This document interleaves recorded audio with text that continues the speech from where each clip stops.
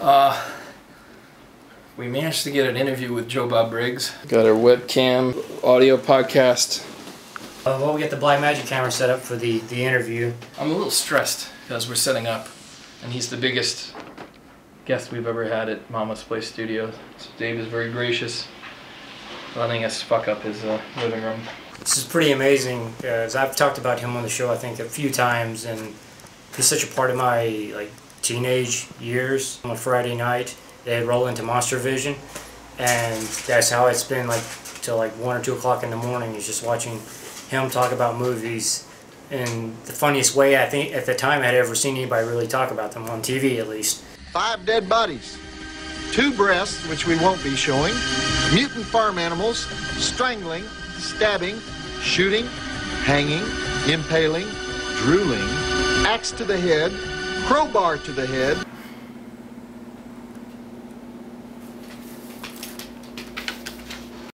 But I was the first to write about the movies on a regular basis in a mainstream publication.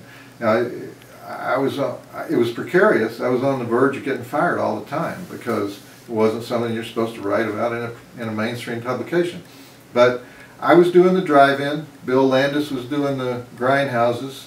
John Waters was the first pro-exploitation actual filmmaker, and everybody else still turned up their nose at the whole world of even the word exploitation. You know, I mean, I remember the first time I ever met Roger Corman, I said, "King of the Bees," because there'd been a book come out called King of the Bees.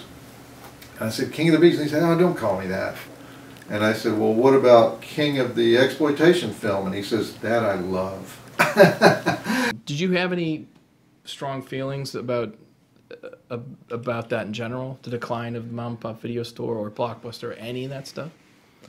Well, when Blockbuster started dominating the video store market, that was the beginning of the end for the guys who could make direct-to-video product, because Blockbuster didn't have to take anything that they didn't want to take. I happen to know some of these filmmakers who were working in the direct-to-video world in the 1980s.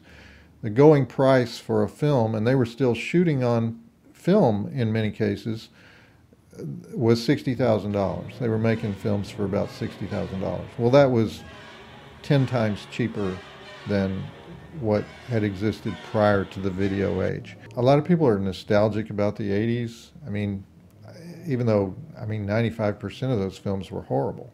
But people are nostalgic about them anyway, and they like the shot-on-video look and the cheapness of it.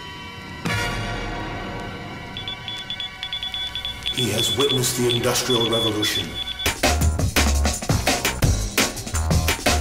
Will Dr. Banshee be able to accomplish the task that he has been given as mysterious rogue forces continue to intervene? Well, that was possible because there were so many video stores, and as you say, mom and pop video stores. Anybody could open a video store. Just like in the 50s, anybody could open a drive-in. They weren't controlled by the big studios.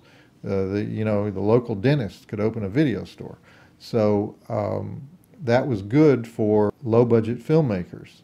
It was bad for Hollywood. Hollywood is always slow to catch up to any technological change.